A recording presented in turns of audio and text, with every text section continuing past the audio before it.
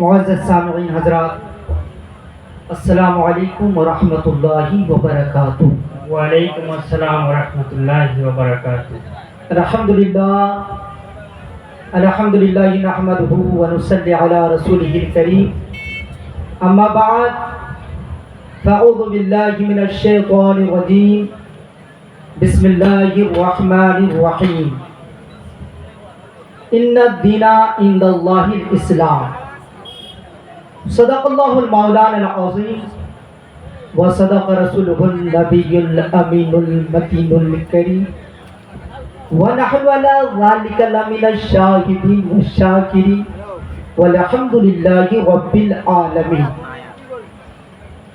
सरकार आला हज़रत अज़ीमुल बरकत मुजद्दिदीन मिल्लत शाह इमाम अहमद रज़ा खान फाज़िल बरेलवी अलैहि रहमत व रिज़वान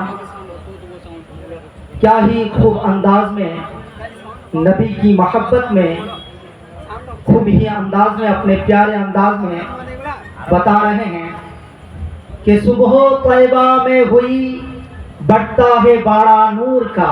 सुभान अल्लाह। सुबह तैयबा में हुई बढ़ता है बाड़ा नूर का, सदका लेने नूर का आया है तारा नूर का। सुभान अल्लाह, सुभान अल्लाह। और ये भी शेर मोहब्बत के साथ मुलाहिजा फरमाए, सरकार आला हजरत फरमाते हैं कि चांद झुक जाता जिधर उंगली उठाते महद में। सुभान अल्लाह।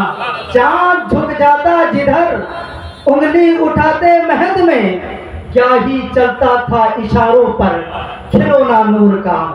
और सरकार आला हजरत फरमाते हैं कि तेरी नस्ले पाक में है बच्चा बच्चा नूर का।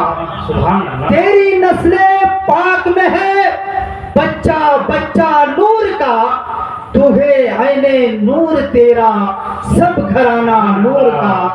तू है आईने नूर तेरा सब घराना नूर का। और डॉक्टर इकबाल नबी की मोहब्बत में क्या लिखते हैं, मुलाजा फरमाए कि मोहम्मद की मोहब्बत दीने हक की शर्त अव्वल है।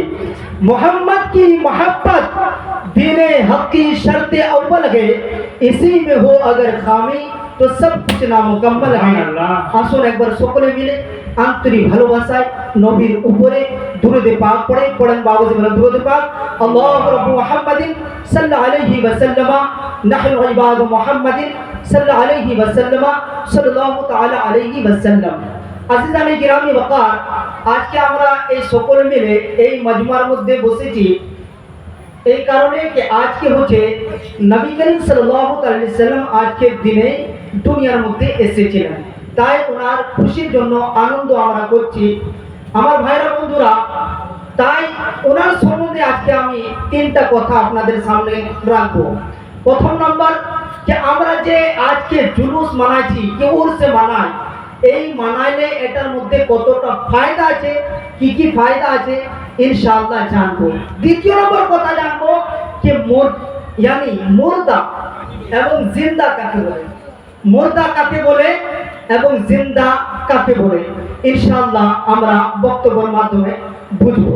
আমার ভাইরা বন্ধুরা, প্রথম নম্বর আমরা জানবো যে এই যে আমরা আজকে সকলে মিলে যে কোনো মানুষ যতটুকু হতে পারলো, কেউ 50, কেউ 100, কেউ 1000, কেউ 500 এরকম ইত্যাদি দিয়ে আমাদের কিন্তু আজকে এই মিলাদে মাহফিল এই জলসাটার আয়োজন করা হয়েছে। তার কারণ কি, এই জন্য কি আমার নবী পৃথিবীর মধ্যে এলেন, তাই ওনার প্রেমে ওনার ভালোবাসাতে আমরা এই সকলে মিলে এক কাঠা চাঁদা করলাম এবং এটা দিলাম। এটা দিয়া কি ফায়দা আছে কি নাই আমার ভাইরা বন্ধুরা, আমি একটা দুনিয়াবি উদাহরণ দিই।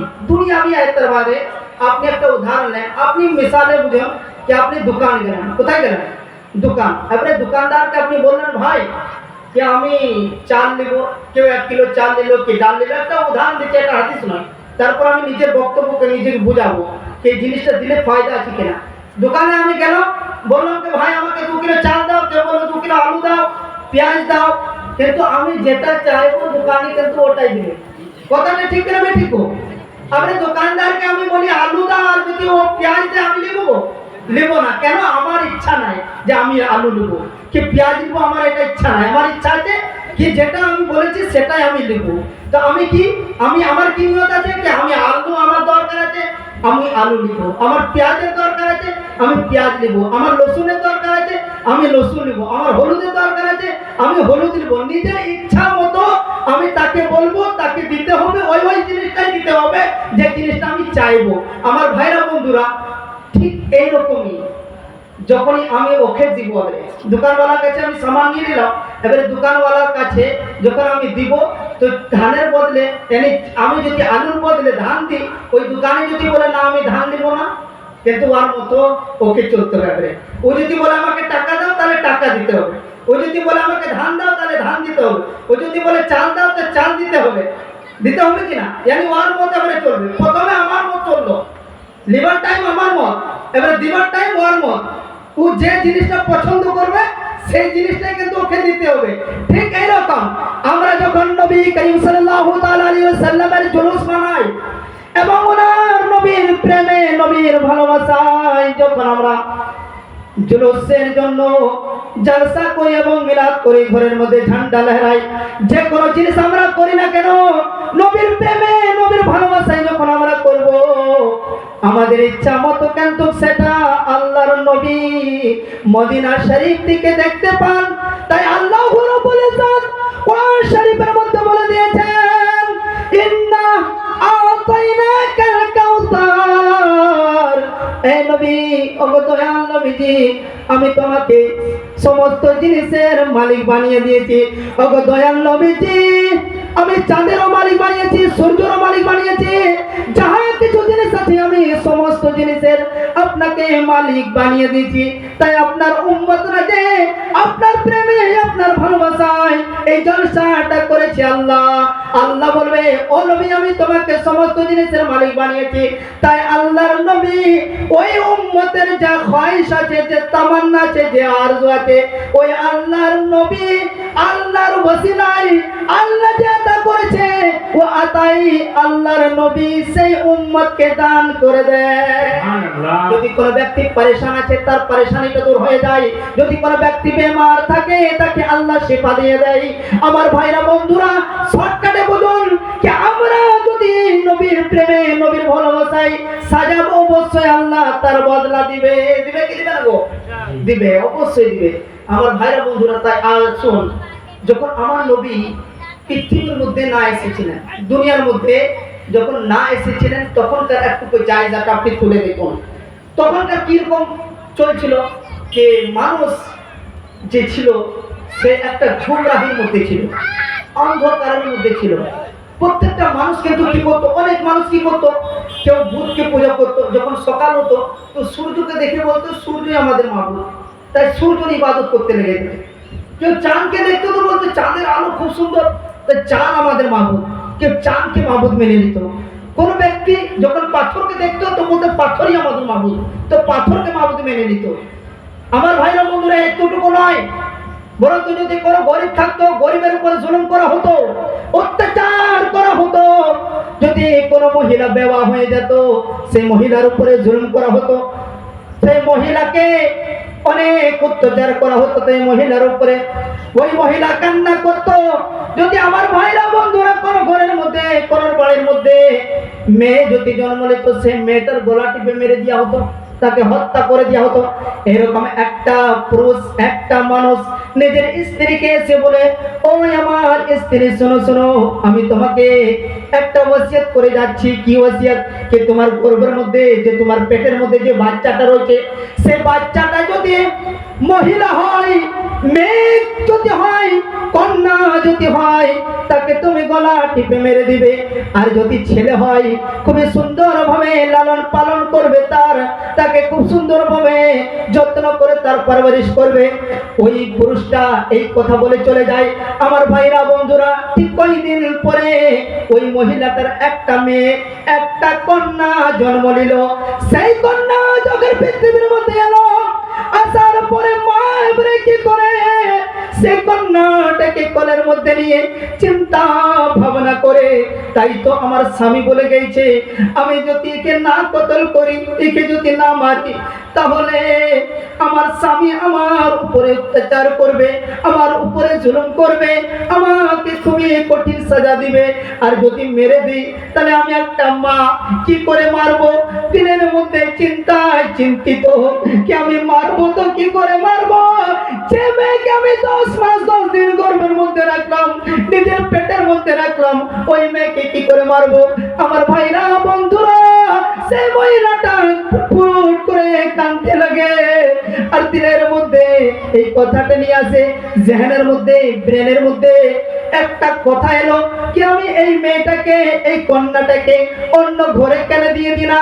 অন্য ঘরে দিয়ে যদি আমি কিছু টাকা দিয়ে এবার পরবরিশ করে দিই, অবশ্যই ওই মেয়েটাও জিন্দা থাকবে, আমারও মান সম্মানটা থাকবে, আমার স্বামী আমার উপরে অত্যাচার করবে না, আমার উপরে জুলুম করবে না। ওই মহিলাটা চিন্তা ভাবনা করে নিজের মেয়েকে, নিজের কন্যাকে অন্য বাড়ির মধ্যে দিয়ে দিল আর বলল, মা, ওই আমার মা, তুমিও মা, আমিও একটা মা, তুমিও একটা মহিলা, আমিও একটা মহিলা, তুমিও জানো দরদ, ব্যথা জানো কতটা ছেলের উপরে ব্যথা থাকে, প্রেম কতটা থাকে। তাই আমি কিছু তোমার কাছে চাই না, এই যে আমার কন্যাটা আছে, এই কন্যাটাকে তুমি নিয়ে লালন পালন করবে, তুমি আর পরবরিশ করবে, যত টাকা চাইবে অবশ্যই আমি তোমাকে টাকা দিব, কখনো টাকার মধ্যে কমে দিব না, যা তুমি চাইবে তাই আমি তোমাকে দিব। কিন্তু একটা আমার শর্তে আছে, শর্তটা হচ্ছে এটাই যে আমার স্বামীকে রাস্তা তুমি বলবে না, এই রাস্তা, এই কথাটা, এই ভ্যাটটা খুলবে না, তুমি নিজের কাছে রাখবে। ওই মহিলাটা, ওই দায়িত্ব বললো, ঠিক আছে, অবশ্যই আমি তোমার স্বামীকে বলবো না, তুমি যখন এতই রিপ করছো আর বলছো, তো অবশ্যই আমি তোমার কথা মানবো, তোমার কথার উপরে আমল করবো। এই বলে মহিলাটা কিন্তু মেয়েটাকে দিয়ে দেয় আর নিজের বাড়ির মধ্যে চলে এলো। কিছুদিন পর ওর স্বামী যখন এলো, আসার পরে জিজ্ঞেস করলো কি, আচ্ছা যে তোমার পেটের মধ্যে যে বাচ্চাটা ছিল সেটা মেয়ে হয়েছে কি ছেলে হয়েছে? তো বললো কি মেয়ে হয়েছিল, তার গলাটিটা আমি মেরে দিয়েছি তাকে। তো স্বামী খুবই খুশি হলো, বললো ঠিক কাজ করেছো, তুমি তুমি খুব সুন্দর কাজ করেছো। বলে ঠিক আছে। এবারে একদিন হয়ে যায়, দুদিন হয়ে যায়, 4 দিন হয়ে যায়, কয়েকটা বছর কেটে গেল। মেয়েটা খুব 7 বছরে যখন হয়ে গেল, তো ওই মেয়েটাকে নিয়ে এসে বাড়ির মধ্যে আনলো। আর আনার পরে ওই মহিলাটা কিন্তু খেলা করছে নিজের মেয়ের সঙ্গে, এত মধ্যে ওর স্বামীটা চলে এলো। আসার পর বলছে, এই মেয়েটা কার? বলে অন্য কাউরি মেয়ে বেটে, তার ঘর থেকে আমি চেয়ে নিয়ে এসেছি এই মেয়েটাকে, কেননা আমার মেয়ের খুবই মনে পড়লো, তাই এই মেয়েটাকে নিজের দুঃখটাকে দূর করার জন্য এই মেয়েটাকে নিয়ে এসেছি। তো ওর স্বামী বলছে ঠিক আছে, কোনো ব্যাপার নাই। যখন বললো কোনো ব্যাপার নাই, যখন কিছুক্ষণ পর ওই মহিলাটাই দেখছে কি ওর স্বামী ওই মেয়েটার সঙ্গে খুব সুন্দরভাবে আদরের সঙ্গে খেলা করছে, খুব আদরের সঙ্গে তার সঙ্গে খেলা করছে, খুব আদরের সঙ্গে, খুবই প্রেমে তার সঙ্গে খেলা করছে। মহিলাটার দিলের মধ্যে এলো কি অবশ্যই হতে পারে তার দিলের মধ্যে প্রেম জেগেছে, ভালোবাসা জেগেছে, তাই তো আরই বাপ বেটে, তাই আর রক্তর টান আছে, তাই নিজের মেয়ের সঙ্গে খেলা করছে। তাই ওই মহিলাটা দিয়ে বলে, ওগো আমার স্বামী, তুমি যে মেয়েটার সঙ্গে খেলা করছো, এই মেয়েটা অন্য কাউরি মেয়ে নয়, এটা হচ্ছে তোমারই মেয়ে। ওই স্বামীটা শুনে বলে, আচ্ছা এটা কি আমারই মেয়ে? বললো হ্যাঁ। ওই মেয়েটাকে নিল, বলে ঠিক আছে, যখন আমার মেয়ে বেটে কোনো ব্যাপার নাই। ওই মানুষটা চিন্তা ভাবনা করলো, এটা এই ঘটনাটা, এই কথাটা যদি প্রত্যেকটা মানুষ জেনে নেয় কে মানুষটারও মেয়ে আছে, তাহলে আমার কিন্তু সম্মান থাকবে না, মানুষ আমার বদনাম করবে, মানুষ আমাকে খারাপ বলবে, মানুষ আমাকে বিভিন্ন রকম নিজের চলে নারীর নিগা আমার যে আছে হেকারতের নজরে আমাকে দেখবে। তাই ওই স্বামীটা কি করলো, রাত্রে নিজের মেয়েকে তুলে নিয়ে একটা জঙ্গলের দিকে নিয়ে চলে যায়। যখন জঙ্গলের মাঝে যায়, মাঝে যাওয়ার পরে কি হয়, সে ওর স্বামী কেন ওই মেয়েটার বাবার পায়ের মধ্যে একটা কাঁটা চুবে যায়। যেরকম কাঁটাটা চুবে ওই কাটা চুলার সাথে সাথে রক্ত বেরিয়ে যায়। মেয়েটা বলে, আব্বা হুজুর, এই এত জ্বলন, এত ব্যথা, আপনার পায়ের মধ্যে কাটা চুবে গেছে, রক্ত বেরিয়েছে আব্বা, আমি এই দরদটাই ব্যথাটা বরদাস্ত করতে পারি না। তাই আব্বা হুজুর আপনি ফিরে চলুন, আমরা আর দাওয়াত খেতে যাব না, আমরা আর নিমন্ত্রণ যদি আছে সেই জিয়াফত খেতে যাব না। আব্বা হুজুর আপনি ফিরে চলুন। কিন্তু স্বামী ওই পুরুষটা, ওই জালিম বাপটা কথা কোনো কিছু শুনলো না। যখন জঙ্গলের মাঝে এখানে নিয়ে গেল, জঙ্গলের মাঝে এখানে নিয়ে যাওয়ার পরে একটা গর্ত করা হলো। গর্ত করার পরে সেই মেয়েটাকে ওই গর্তর মধ্যে ডালা হলো। এবারে মাটি গালা ডালতে লাগলো। মেয়েটা জিজ্ঞেস করে, আব্বা হুজুর, এটা আপনি কি করছেন, আমাকে কি মারতে চান? ওই মেয়েটা বুঝে নিল কে আমার আব্বা আমাকে দাওয়াতের জন্য আনে নাই, আমাকে মারার জন্য এনেছে। তাই ওই মেয়েটা আল্লাহর দরবারে আরজ করে, আল্লাহ ও মহারাবুল আলামিন, কতদিন পর্যন্ত এইরকম মেয়ের উপরে জুলুম করা হবে? ও মহারাবুল আলামিন, কতদিন পর্যন্ত গরিবের উপরে অত্যাচার করা হবে? ও মহারাবুল আলামিন, কতদিন পর্যন্ত কমজোরের উপরে জুলুম করা হবে? ও মহারাবুল আলামিন, কতদিন পর্যন্ত গরিব মিসকিনের উপরে অত্যাচার করা হবে? আল্লাহ, এমন একটা নবী পাঠিয়ে দাও, পৃথিবীর মধ্যে এমন একটা নবী পাঠাও, এই জমিনের মধ্যে এমন একটা নবী পাঠাও যে নবীর ওসিলায় এরা হেদায়েত পেয়ে যায়।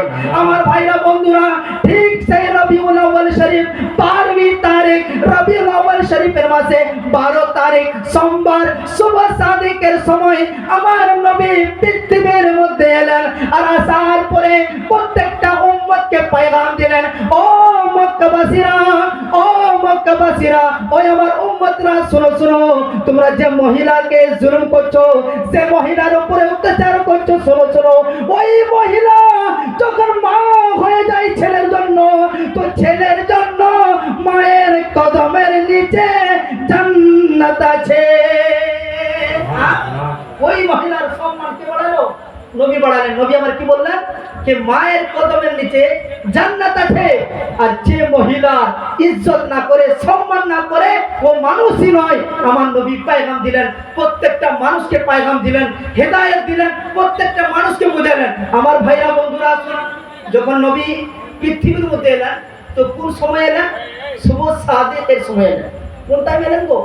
শুভ সাদিক। শুভ সাদিক জানেন কাকে বলে? শুভ সাদিক বলা হয় কে রাত যাচ্ছে আর সকাল, yani দিন আসছে, দিনটা আসছে আর সকালটা yani রাতটা যাচ্ছে আর দিনটা আসছে। এবারে বলুন তো যে আমার নবী শুভ সাদিকের সময় কেন এলেন? yani রাত যাচ্ছে আর দিন আসছে। তো আকল বলছে, দিমাগ বলছে যে আমার নবী যদি খালি রাত্রে আসতো তাহলে রাত ফক্র করতো আর খুশি মানাইতো আর নিজেকে এটা বলতো যে আমি সব থেকে আফজাল, কেননা আমার মধ্যে নবী এসেছেন, আমার মধ্যে নবী এসেছেন। আর যদি নবী দিনে আসতেন তাহলে দিন ফক্র করতো আর দিন বলতো নবী আমার মধ্যে এসেছেন, তাই আমার চাইতে কি আফজাল কেউ হতে পারে না, নিজেকে একটা বড় দাবি করতো। তাই আল্লাহ নবী এমন সময় এলেন কি যেটাকে বলা হয় শুভ সাদিক। আমার নবী এটাই ইনসাফ করে এলেন আর দুনিয়াওয়ালাকে পয়গাম দিয়ে দিলেন যে শুনো, আমি রাত্রে এলাম না, সকালে এলাম না, এমন টাইম এলাম कि ए रात तू আমার জিয়ারত করে লাই আর এই দিন तू আমার জিয়ারত করে লাই, तू জানাই আফজাল হয়ে যায়। আমার নবী ইনসাফের পয়গাম দিয়ে চলে গেলেন। আমার ভাইরা বন্ধুরা, দুনিয়ার মধ্যে যখন আমার নবী শুভ সাদিকের সময় এলেন, তাই আলা হযরত কলম উঠিয়ে তুলে উনি লিখছেন কি सुबह तैयबा में हुई बढ़ता है बड़ा नूर का, सदका लेने नूर का, आया है तारा नूर का। আসুন আমরা, আসুন, আমার নবী যখন পৃথিবীর মধ্যে এলেন, জমিনের মধ্যে এলেন, তো হযরত আমিনা রাদিয়াল্লাহু তাআলা এই মোবাইলটা কার একটু ছাড়িয়ে নেন, পর্দাটা এখানে পর্দা চলবে, মোবাইল হ্যাঁ মহারাজ সাহেব, ঠিক আছে। তো হযরতে আমিনা রাদিয়াল্লাহু তাআলা আনহা উনি বলছেন যে যখন হুজুর সাল্লাল্লাহু আলাইহি ওয়াসাল্লাম পৃথিবীর মধ্যে এলেন, তো ঘরটা আলোকিত হয়ে গেল। আর আমার নবী মুসলমানি করা ছিল, কি করা ছিল? মুসলমান মানে খাতনা করা ছিল। তো এবারে বলুন, এই যে আমরা দুনিয়ার মধ্যে যতগুলো মানুষ এসেছি, আমাদের কি খাতনা করা থাকে? খাতনা মুসলমানি করা থাকে?